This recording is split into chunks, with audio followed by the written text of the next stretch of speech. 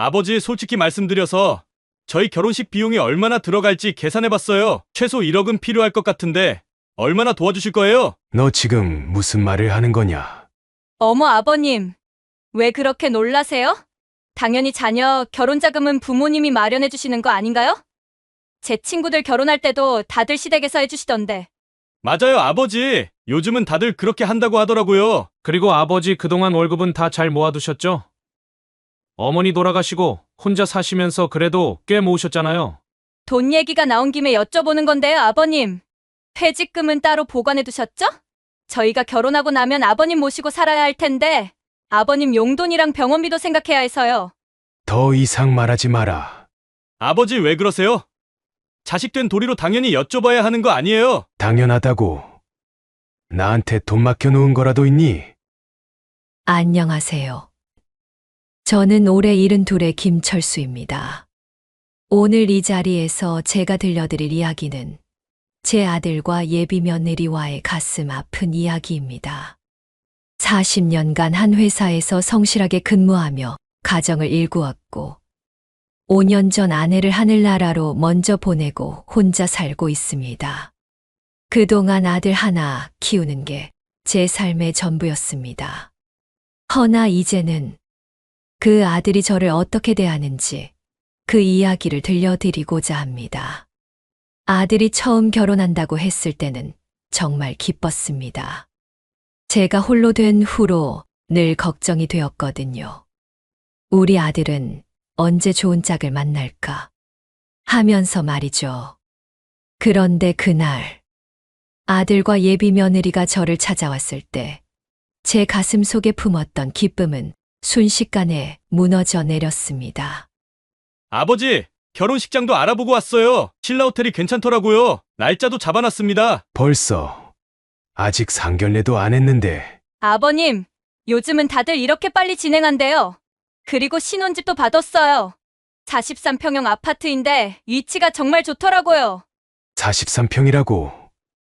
너희가 감당할 수 있겠니? 그러니까 말씀드리는 거죠, 아버님. 아버님 퇴직금이랑 적금, 그동안 좀 모아두신 거 있으시죠? 그 순간 제 귀를 의심했습니다. 제가 40년간 일하며 모아둔 돈을 마치 자신들의 돈인 양당연하게 요구하는 모습에 가슴이 무너져 내렸습니다. 아버지, 어머니 돌아가시고 혼자 사시면서 생활비도 많이 안 드셨을 텐데 그동안 월급이랑 퇴직금 다 어디에 쓰신 거예요? 은행에 적금도 들어 놓으셨다고 하셨잖아요. 저희가 얼마 전에 은행에서 알아보니까 계속 들고 계시던데요. 너희가 무슨 권리로 내 통장을 조회했니? 아니, 그게 아니라 주거래 은행에 갔다가 우연히 알게 됐어요. 제 손이 떨리기 시작했습니다. 아내와 함께 어렵게 모아온 돈 아내가 마지막으로 남긴 말이 생각났습니다. 여보, 우리 돈은 철수 결혼할 때 써요. 하지만 당신, 노후도 꼭 챙기세요. 아버지, 왜 말씀이 없으세요? 혹시 벌써 그 돈을 다 써버리신 건 아니죠? 너는 지금 돈이 그렇게 중요하냐? 당연하죠. 요즘 세상에 돈 없이 어떻게 살아요? 아버지도 아시잖아요. 저희가 결혼하고 아이 낳고 살려면 얼마나 빠듯한지. 그럼 너희 둘이 벌어서 살면 되지 않겠니? 아버지, 어떻게 그런 말씀을 하세요? 부모가 도와주는 게 당연한 거 아닌가요? 그 순간 제 머릿속이 하얘졌습니다. 제가 그동안 어떻게 키웠길래 이런 아들이 되었을까요? 저는 그날 밤 잠을 이루지 못했습니다. 아들의 모습이 자꾸만 떠올랐기 때문입니다. 그 아이가 처음 걸음마를 배울 때 서툴게 한 발자국을 내딛던 그 작은 발. 혹시나 다칠까봐 늘 뒤에서 지켜보던 그 시절이 떠올랐습니다. 여보, 우리 아들 너무 잘 크고 있죠? 그럼 우리 아들처럼만 커봐. 속 썩을 일은 일절없다니까. 문득 아내와 나눴던 대화가 생각났습니다. 철수가 이번에도 1등 했대요. 우리 아들, 누구 닮아서 이렇게 똑똑한가 몰라요. 아내는 항상 아들 자랑이 끊이질 않았죠. 그런데 지금 그 아들이 저를 보는 눈빛은 차갑기만 합니다. 아버지, 제가 알아본 바로는 요즘 결혼식 비용이 보통 1억은 든다고 하더라고요. 거기다 신혼집 보증금이 5억 정도요. 아버지께서 좀 도와주셔야 할 것 같은데 도와주실 거죠? 내가 너 키우느라 돈 한 푼 안 쓰고 살았는데 이 애비한테 이렇게까지 돈돈거려야겠니? 아버지, 그건 부모의 의무잖아요. 저도 나중에 제 자식한테 당연히 해줄 거라고요. 너희 둘 다 일은 하고 있잖니. 너희 상황에 맞게 차근차근 시작해. 그래야 탈이 없어. 아이고, 아버님. 저희 월급으로는 생활비 겨우 나가요. 게다가 결혼하면 아기도 가져야 하고, 교육비도 생각해야 하고 아버님이 안 도와주시면 저희는 애도 못 낳아요. 제 마음 한켠이 찢어지는 것 같았습니다. 아들 뒷바라지 하느라 허리 휘도록 일했던 날들. 야근할 때면 도시락 싸들고 회사로 찾아오던 아내. 그 모든 것이 우리 아들 잘 되라고 한 일이었는데 어쩌다 이렇게 된 걸까요?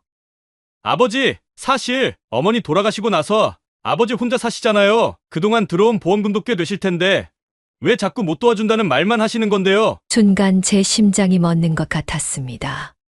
아내가 떠난 후에 그 고통을 알기나 할까요? 매일 밤 빈자리를 더듬으며 울었던 날들을. 그런데 보험금이라니. 엄마 죽음을 돈으로밖에 생각을 안 하다니요. 그만해라. 아버님, 저희가 신뢰가 될 수 있지만 어머님이 살아계셨으면 분명 저희 앞날을 위해서 도와주라고 하셨을 거예요. 나가라! 네, 당장 나가! 처음으로 아들 앞에서 목소리를 높였습니다. 떨리는 손으로 방문을 가리키는데 눈물이 앞을 가렸습니다. 아버지, 진정하시고 우리 차근차근 얘기해보자고요. 더 이상 듣고 싶지 않다! 나가라! 그들이 나간 후 저는 아내의 영정사진 앞에 무릎을 꿇었습니다. 여보, 내가 뭘 잘못한 걸까요? 우리 아들을 어떻게 이렇게 키웠길래 이렇게 되어버렸을까? 하며 하염없이 눈물을 흘렸습니다. 그날 이후 저는 일주일 동안 아들의 연락을 받지 않았습니다. 제 마음은 무거웠지만 그래도 아들이 자신의 잘못을 깨닫고 돌아올 거란 기대가 있었습니다. 열흘쯤 지났을까 아들이 반성했기를 바라는 마음으로 전화를 받았습니다. 하지만 그건 제 오산이었습니다. 아버지, 처가 쪽에서 자꾸 물어보시는데 결혼 비용 준비는 어떻게 하실 건지 답을 해주셔야 할 것 같아요. 그게 지금 열흘 만에 전화해서 할 말이냐? 아버님, 저희가 지난번에는 좀 예의가 없었던 것 같네요. 그래도 이건 현실적인 문제니까 아버님께서도 이해 좀 해주세요. 얼마면 되겠니? 네, 너희가 바라는 금액이 얼마면 되겠느냐고! 네, 아버님. 신혼집 보증금이 5억이고 결혼식이 1억. 거기에 신혼가구랑 신부 예물, 예단까지 하면 총 7억이요, 아버님. 다른 집들은 10억씩 해준다더라고요. 저희는 검소하게 준비하려고요. 순간 머리가 어지러웠습니다. 40년을 일했어도 그만한 돈을 어떻게 마련할 수 있단 말입니까? 미안하다! 아버지는 그만한 돈 없다! 아버지, 설마 정말 그동안 모아두신 게 없으신 거예요? 어머니, 보험금은요? 퇴직금은요? 그건 병원비로 다 썼다! 병원비요? 아버님 어디 아프신데요? 저희가 아버님 병원 가시는 거 본 적도 없는데 무슨 말씀이세요? 가슴이 찢어지는 것 같았습니다. 아들의 유학 준비에 방해될까봐 아내가 암 투병을 하는 3년이라는 시간 동안 마지막 순간까지 아들에게 알리지 말라던 아내의 부탁을 지켰습니다. 그런데 그 비밀을 아들 결혼자금 때문에 털어놓게 됐습니다. 철수야, 내 어머니가 3년간 암 투병하다 힘들게 돌아가셨다. 아버지도 참, 어머니가 그렇게 아프셨으면 저한테 말을 하셨어야죠. 그래도 마지막에 편히 눈 감고 가셨으니 그걸로 됐습니다. 그래서 지금 그 보험금을 다 병원비로 써버리신 거예요. 너는 지금 그게 할 소리냐? 오빠 가만히 있어봐. 아버님, 정 안 되시면 아버님 명의로 대출이라도 받아주시면 안 돼요? 이제 제발 그만해라! 아버지, 도대체 왜 이러세요? 자식 결혼 한번 제대로 시켜두시는 게 그렇게 힘드신 일입니까? 그 순간 제 눈앞이 캄캄해졌습니다. 쓰러지듯 소파에 주저앉았습니다.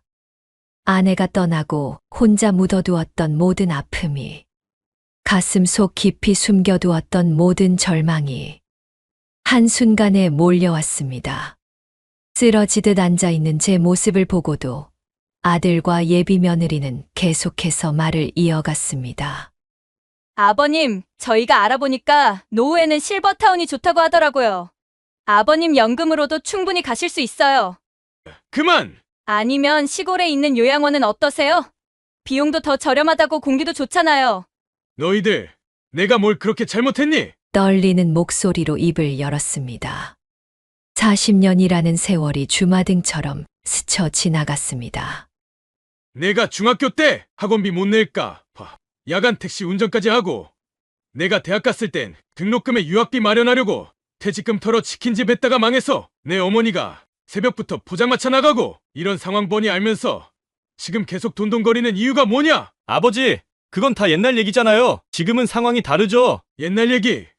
그래, 너한테는 다 옛날 얘기겠지. 내가 유학 가고 싶다고 했을 때 내 어머니가 암 진단 받고도 끝까지 너한테 말하지 말자고 그렇게 혼자 고통스러워하다 떠났는데, 널 위해서라면 뭐든 할 수 있다고 그렇게 말하던 내 어머니가 마지막까지도 내 걱정뿐이었는데 너는 편히 가셨으니 됐다.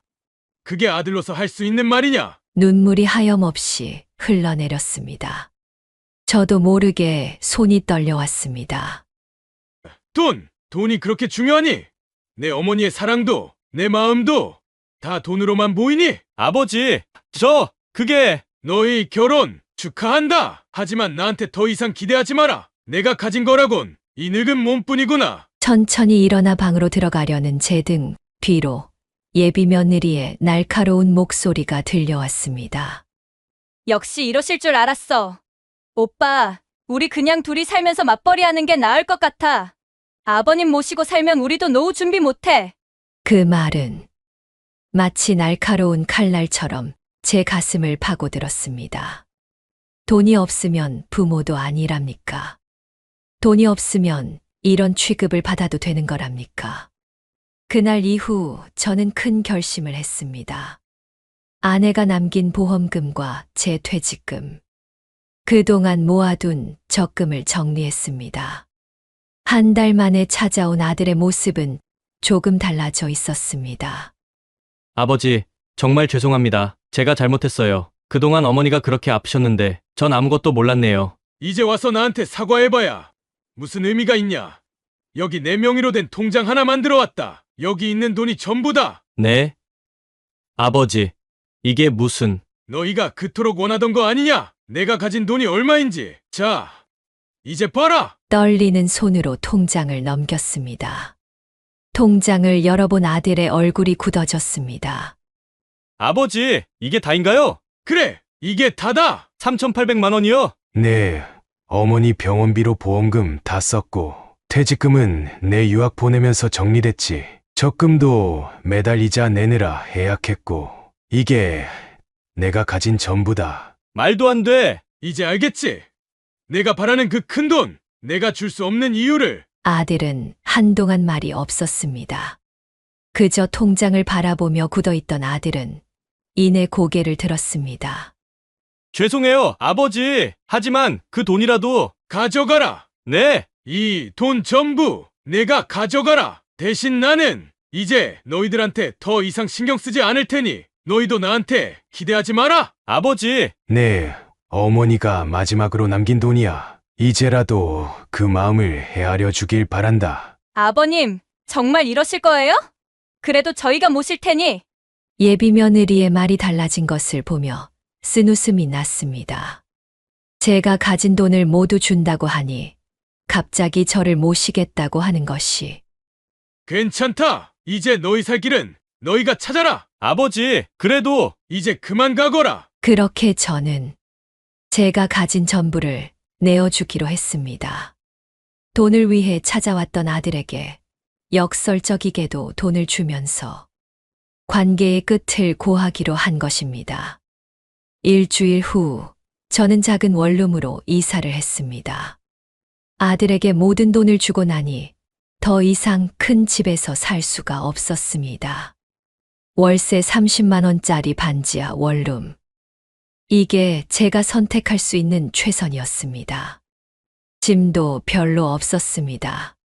아내와 함께 쓰던 물건들은 대부분 정리했습니다. 그저 아내의 영정사진과 몇 가지 옷가지들. 평생을 살아온 집을 비우는데 짐이 고작 트렁크 하나였습니다.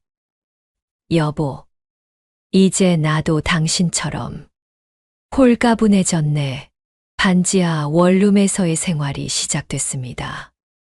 연금으로 월세를 내고 나면 생활비는 빠듯했지만 마음만은 이상하게 편안했습니다. 한 달이 지나고 두 달이 지나고 어느 날 문득 휴대폰을 보니 아들의 결혼식 날짜가 다가오고 있었습니다. 초대장은 오지 않았습니다. 아마도 제가 준 돈으로 결혼식을 올리겠지요. 결혼식 당일 저는 아들의 모습을 멀리에서나마 보고 싶어 예식장 뒤편에 숨어서 아들의 모습을 지켜보았습니다. 턱시도를 입은 아들의 모습이 눈부시게 멋져 보였습니다. 하객들 사이에서 신랑 아버님은 어디 계신 거야? 라는 말들이 들렸습니다. 아들은 누가 알아챌까 무서운 사람처럼 아버지가 갑자기 편찮으셔서 참석을 못하셨다고 둘러대더군요.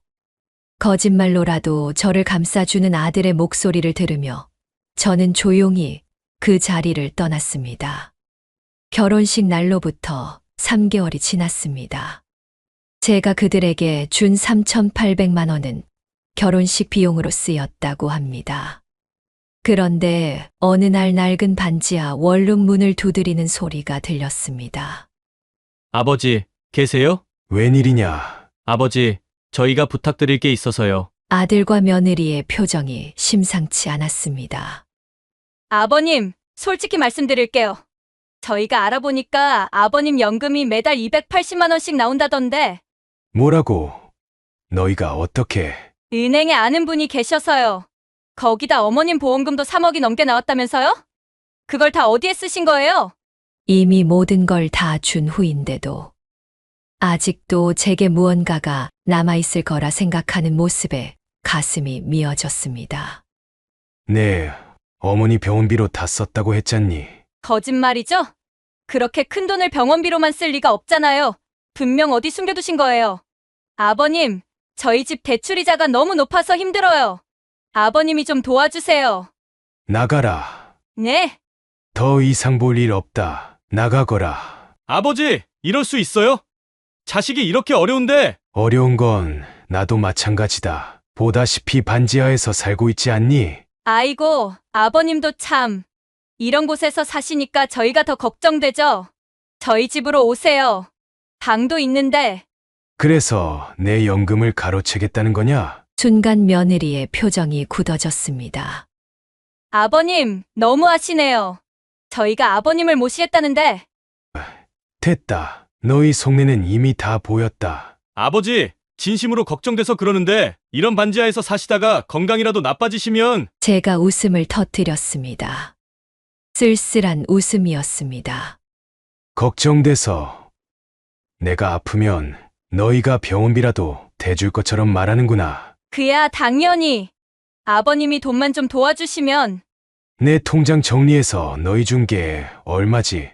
3,800만 원이었나? 그건 결혼식 비용으로 다 들어갔잖아요. 게다가 그 정도 금액이면 요즘 뭐하고 말고 할 것도 없다고요. 네, 어머니 암 투병할 때 그 3년 동안 내가 얼마나 많은 돈을 썼는지 아니?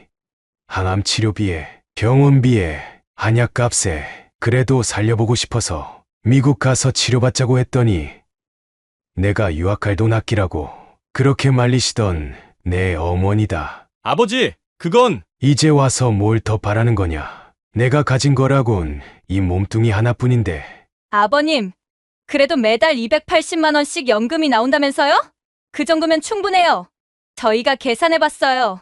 아버님이 저희 집에 오시면 방 한 칸에 생활비도 같이 쓰고 그러면 연금은 저희가 관리해드릴 수 있잖아요? 순간 머리끝까지 화가 치밀었습니다. 너희들 내가 그렇게 만만하냐?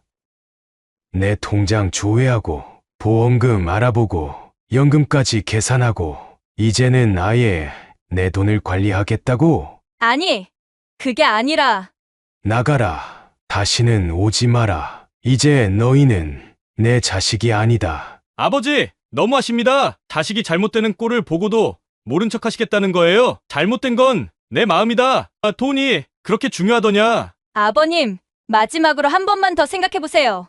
저희가 아버님 모실게요. 너희가 나가지 않겠다면 내가 나가겠다. 천천히 일어나 현관으로 향했습니다. 그때 며느리의 날카로운 목소리가 들려왔습니다. 당신 아버님 진짜 우리 완전히 무시하네? 오빠, 이제 와서 효도 같은 거 생각할 필요 없어. 우리끼리 살자. 창밖으로 비가 내리던 그날 이후 저는 휴대폰 번호를 바꾸었습니다. 더 이상의 연락도 만남도 필요 없다고 생각했기 때문입니다. 반지하 원룸에서의 생활. 처음에는 힘들었지만 이제는 나름의 행복을 찾았습니다. 아침 일찍 동네 공원에서 태극권을 배우기 시작했고 근처 복지관에서 컴퓨터도 배우고 있습니다. 김철수 씨, 오늘은 일찍 오셨네요? 네. 오늘은 일찍 나와서 산책도 하고 싶어서요. 복지관에서 만난 친구들과 이야기를 나누다 보면 제 처지가 저만의 것이 아니란 걸 알게 됩니다. 저도 비슷한 일 겪었어요. 큰 아들이 지 아들 결혼시켜준다고 제 집을 팔아달라더군요. 맞아요. 요즘 자식들은 부모를 돈줄로만 여기는 것 같아요. 우리는 서로의 아픔을 보듬어주며 새로운 가족이 되어가고 있었습니다. 철수 씨, 이번 주말에 우리 산행 가는데 같이 가실래요? 좋죠. 제가 김밥 싸올게요. 어느 날은 복지관 선생님께서 저를 따로 불러 세우셨습니다.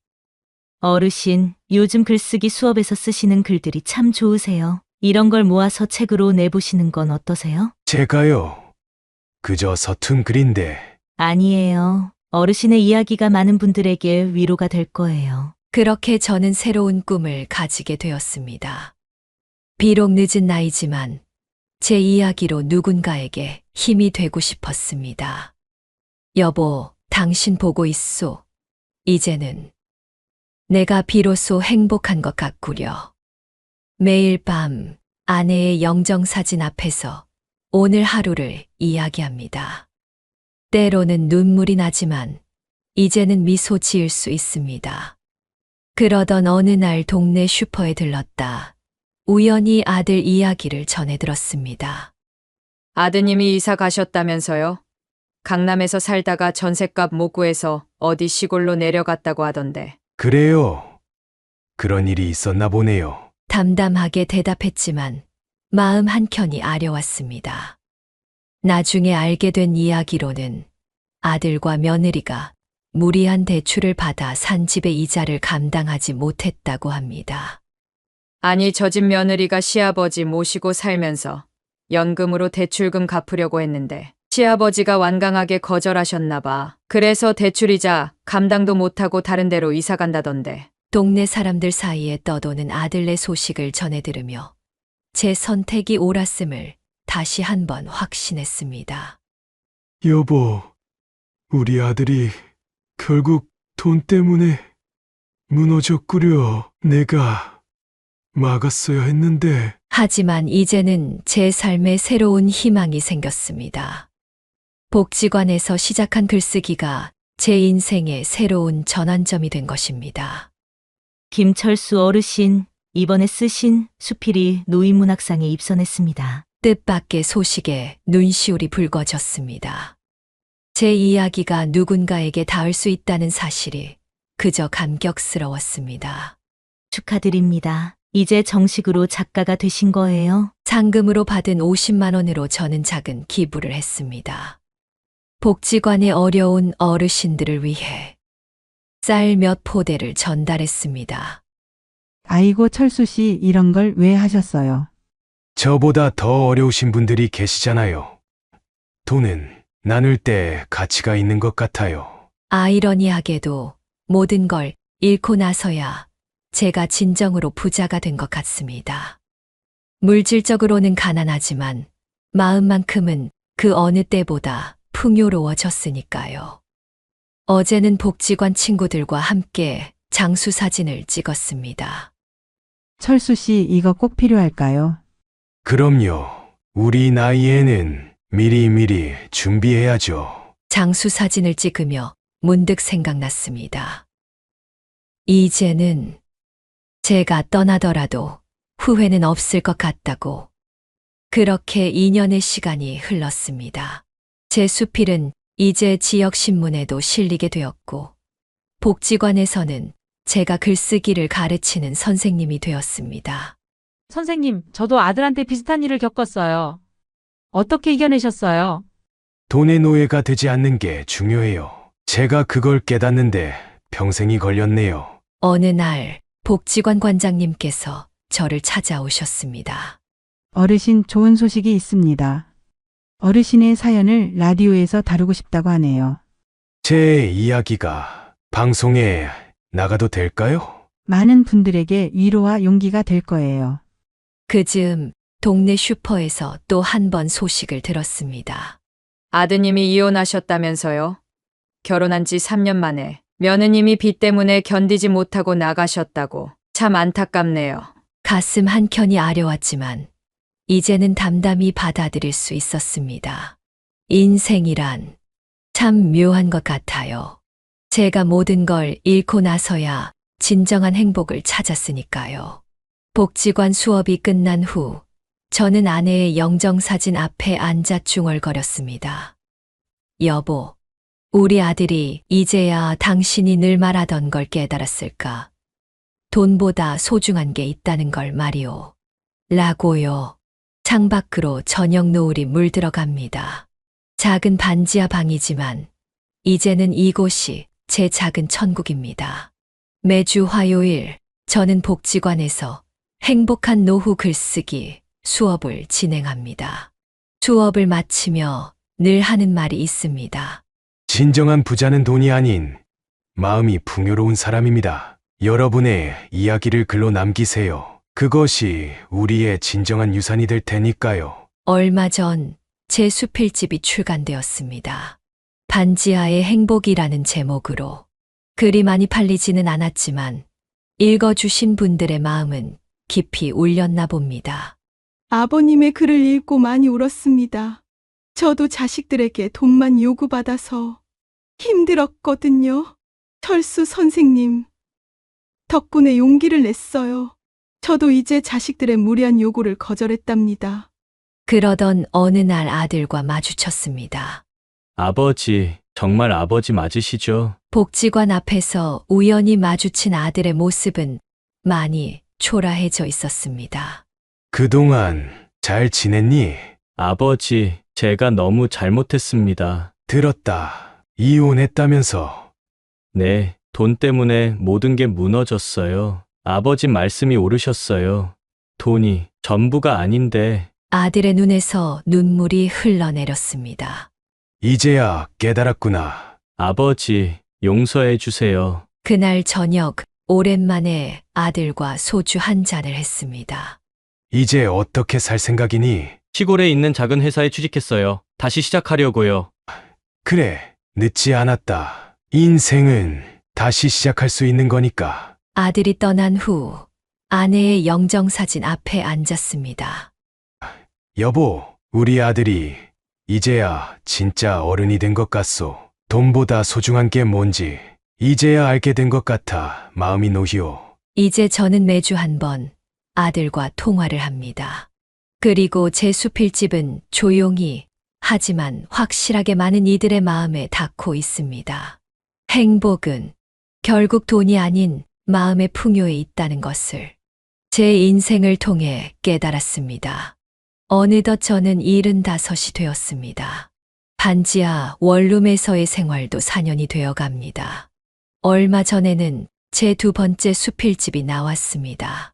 이번에는 더 많은 분들이 읽어주셨고, 이제는 전국의 복지관에서 강연 요청도 옵니다.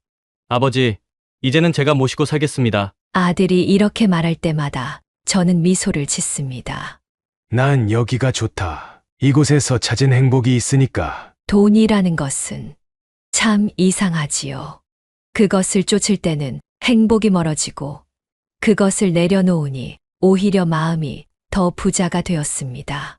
이제 저는 압니다. 진정한 노후의 행복이란 돈이 아닌 마음의 풍요에서 온다는 것을. 오늘도 힘든 하루를 보내고 계신 분들이 계시다면 김철수 어르신의 이야기가 작은 위로가 되었기를 바랍니다.